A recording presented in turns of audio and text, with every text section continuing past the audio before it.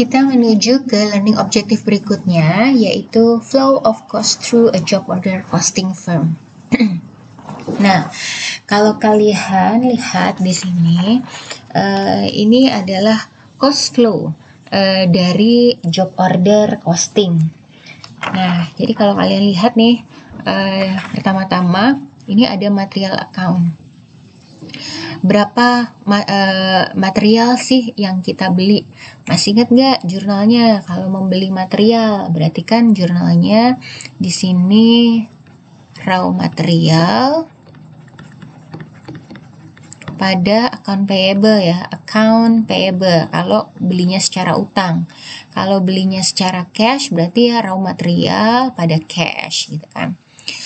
Nah, lalu di sini misalnya di departemen produksi, di sini supervisor departemen produksi request ke bagian gudang untuk meminta material melalui material requisition form.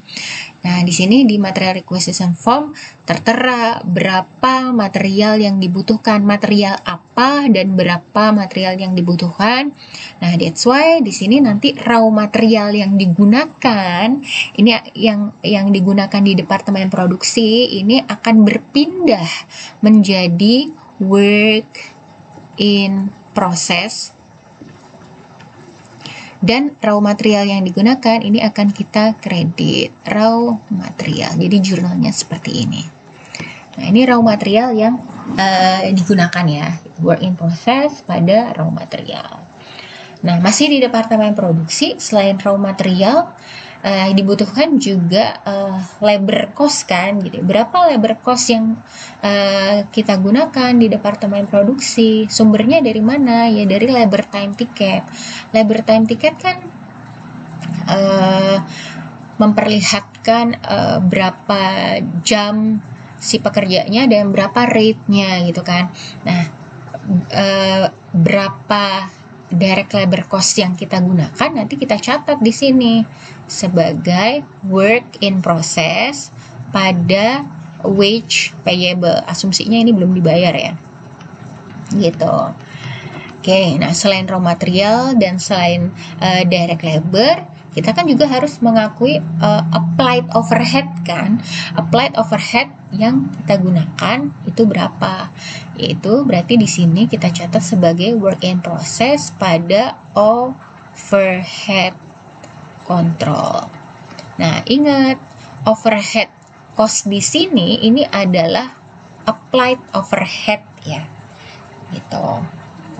Nah, jadi nanti di sini nih di departemen produksi ini sudah kelihatan produk cost yang kita habiskan untuk memproduksi suatu produk. Dari mana ini asalnya? Ya dari ini job order cost sheet ini.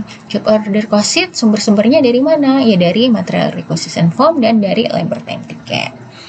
Nah, jika dari departemen produksi ini sudah selesai, maka dia akan ditransfer ke finish good ya kan. Kalau produksi udah kelar kan masuk ke gudang ya, gudang finish good. Nah, nanti jurnalnya akan menjadi seperti apa? Jurnalnya akan menjadi seperti ini. Finish good pada WIP ya kan. Karena WIP ini nih. Karena barangnya sudah jadi gitu. Nah, jika barangnya sudah jadi terus terjual. Nah, kalau terjual jadi apa? Jadi COGS. Berarti di sini jurnal penjualannya gimana? Cost of goods sold pada finish good, betul. Pada finish good. Terus di sini account receivable atau cash jika pembeliannya secara cash gitu ya, account receivable pada sales revenue. Tuh. Nah, kira-kira seperti ini cost flow-nya di job order costing ya. Jadi kalau yang di sini nih akun-akun terkait material, WIP dan finish good nanti akan masuk di balance sheet. Gitu. Karena ingat kalau di manufaktur itu inventory-nya terdiri dari 3 ya, raw material, WIP, dan finish good gitu. Nah, bagaimana dengan COGS? COGS nanti akan masuk di income statement. Sampai sini dipahami? Oke. Nah, kita lihat nih ringkasan dari cost flow suatu perusahaan. Ini dia contohnya leather good ya. Dia ini memproduksi 2 produk, yaitu backpack sama briefcase. Nah, pertama ini raw materialnya dulu. Dia ternyata raw material yang digunakan adalah berapa ini? Raw material yang digunakan purchase 2.500, direct material charge to job 1.500, berarti direct material yang digunakan di sini adalah 1.500. Berarti kalau masuk WIP berarti ini di breakdown nih, yang digunakan backpack itu hanya 1.000 direct material, yang digunakan untuk memproduksi briefcases 500 gitu. Ini dari sisi material. Bagaimana dari sisi direct labor cost? Nah, ternyata di sini direct labor cost yang digunakan adalah 1.530. Dari mana? Dari rate-nya itu $18. Ternyata labor hour yang digunakan totalnya nih antara 2 produk 85 jam. Nah, ternyata kalau di total labor cost-nya 1.530 ini untuk si backpack 1.080, untuk si briefcase 450.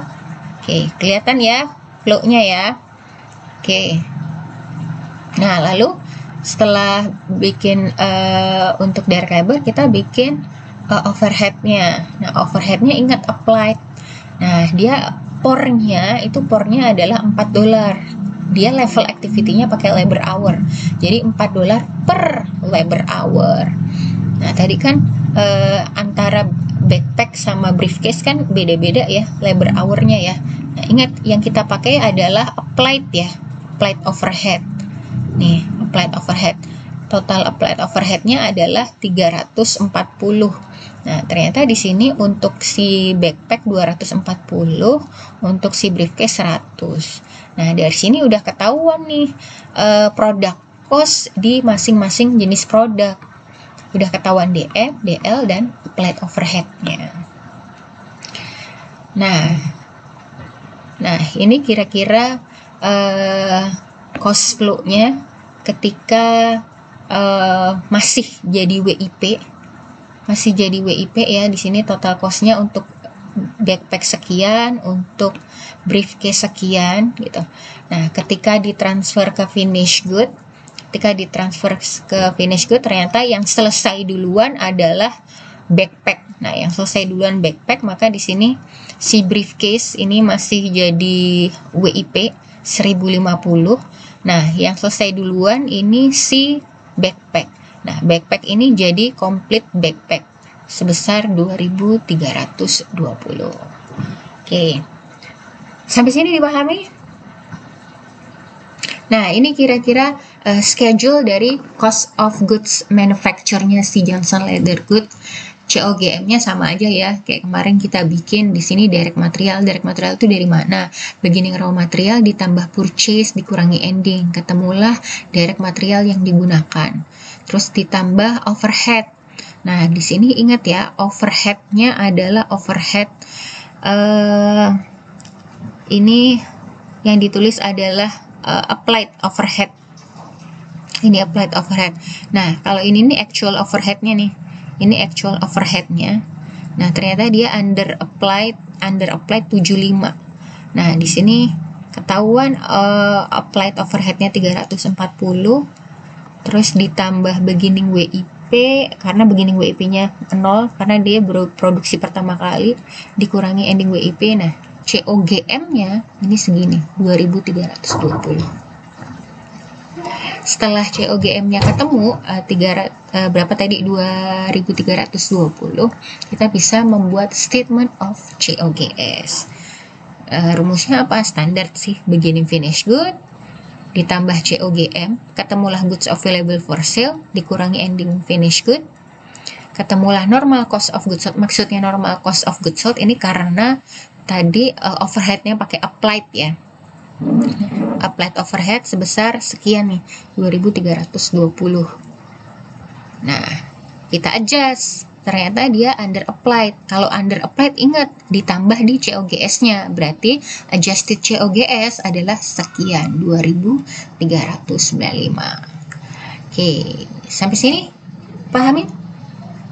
Oke, terima kasih.